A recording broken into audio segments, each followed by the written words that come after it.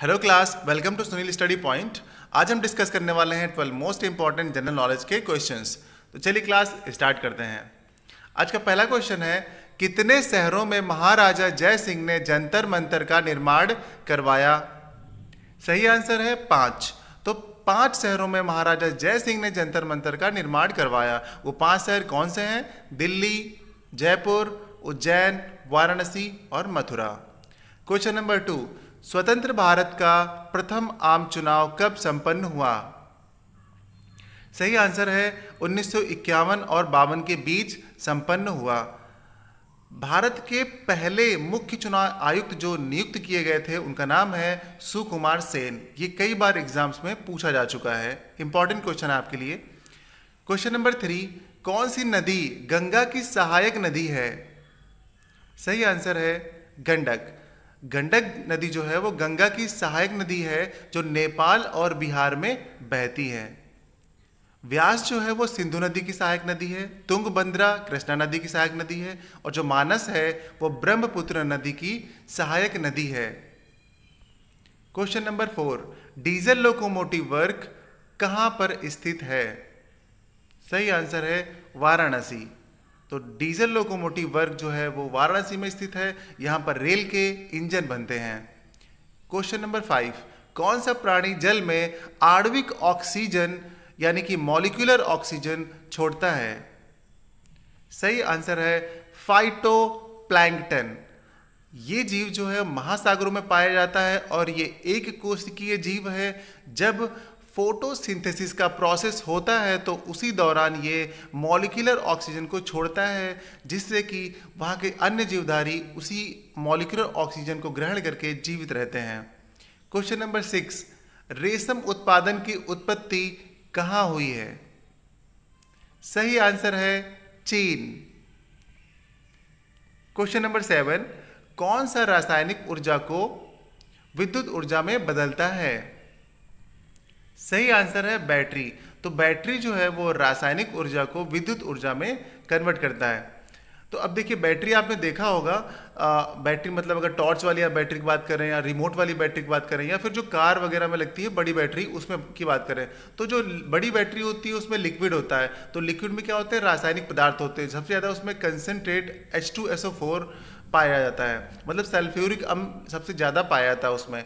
और अगर बात करते हैं जो घर में हम रिमोट वगैरह में सेल देखते हैं या टॉर्च के सेल देखते हैं, तो उनमें क्या होता है कि कुछ एक चूरन भरा होता है। कभी आपका सेल सड़ जाए, मतलब खराब हो जाए, तो आप तोड़ कर देखिएगा तो उसमें जो एक चूरन भरा होता है तो वो कई सारे केमिकल से मिला के बनाया जाता है। तो केमिकल मतलब रासायनिक पदार्थ। तो अब ये रासायनिक हो गया और कन्वर्ट किस में करता है? वो विद्युत ऊर्जा में।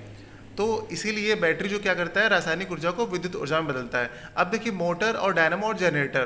तो मोटर जो है वो विद्युत को यांत्रिक ऊर्जा में कन्वर्ट करता है और डायनामो जो है यांत्रिक ऊर्जा को विद्युत ऊर्जा में करता है। और नीचे जो डीप पार्ट है जनरेटर है, जनरेटर भी डायनामो की तरह ही कार्य करता है, यांत्रिक को विद्युत में कन्वर्ट करता है। क्वेश्चन नंबर 8, बंगाल सती रेगुलेशन 1829 भारत के किस गवर्नर जनरल द्वारा लाया गया? सही आंसर है लॉर्ड विलियम बेंटिक। तो लॉर्ड विलियम बेंटिक का जो कार्यकाल था वो था 1828 से 1835 तक। एक एक्ट आया, चार्टर एक्ट 1833। तो उस 1833 चार्टर एक्ट के दौरान भारत का पहला गवर्नर जनरल जो है वो लॉर्ड विलियम बेंटिक को नियुक्त किया गया।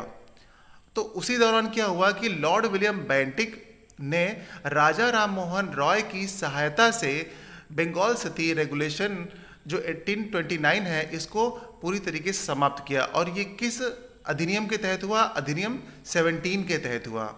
क्वेश्चन नंबर 9, कौन सी खाड़ी भारत और श्रीलंका को विभाजित करती है? सही आंसर है पाक की खाड़ी। इसे पाक जल डमरू मध्य भी बोलते हैं। तो एक व्यक्ति थे रॉबर्ट पाक, जो कि मद्रास प्रेसिडेंसी के गवर्नर थे।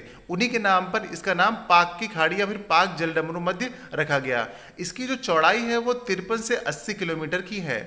अब देखिए, एक क्वेश्चन और बनता है कि भारत के किस राज्य को ये जो पाक की खाड़ी है वो टच करती है? तो ये टच करती है, मतलब उस सीमा को छूती है तमिलनाडु राज्य को। ये इंपॉर्टेंट क्वेश्चन है। क्वेश्चन नंबर 10, कौन सा रंग समुच्चय सामान्यता प्रकाश के मुख्य रंगों को व्यक्त करते हैं? सही आंसर है लाल हरा नीला। आपको ये याद होगा और नहीं याद है तो याद कर लिया, क्योंकि एग्जाम में, स्टेट के एग्जाम में तो खास कर इसको घुमा घुमा के पूछा जाता है। 4 ऑप्शन दे देंगे और आपसे ये पूछा जाएगा कि बताइए कौन सा इनमें से मुख्य कलर नहीं है, तो आपको ये याद कर लेना है। क्वेश्चन नंबर 11, जल में पाए जाने वाले इनमें से कौन से प्रदूषकों से मिनी माता रोग होता है? सही आंसर है मिथाइल मरकरी यानी कि पारा, इससे मिनी माता रोग होता है। और ये किस देश से आया? जापान से आया। क्वेश्चन नंबर 12, प्राचीन काल में अवध को किस नाम से जाना जाता था? सही आंसर है कौशल। तो प्राचीन काल में अवध को कौशल नाम से जाना जाता था। बात करें हम 6वीं शताब्दी की, तो 6वीं शताब्दी ईसा पूर्व में भारतवर्ष को 16 महाजनपदों में विभाजित किया जा चुका था पहले से ही। अब क्या हुआ कि ये जो कौशल है ये कहाँ पर स्थित है, कहाँ पर पड़ता है? तो ये पड़ता है फैजाबाद में। फैजाबाद उत्तर प्रदेश का एक जिला है। अब फैजाबाद का जो नाम बदल कर रख दिया गया है वो है अयोध्या।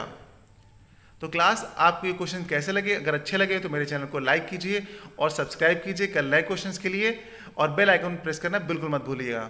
Thank you.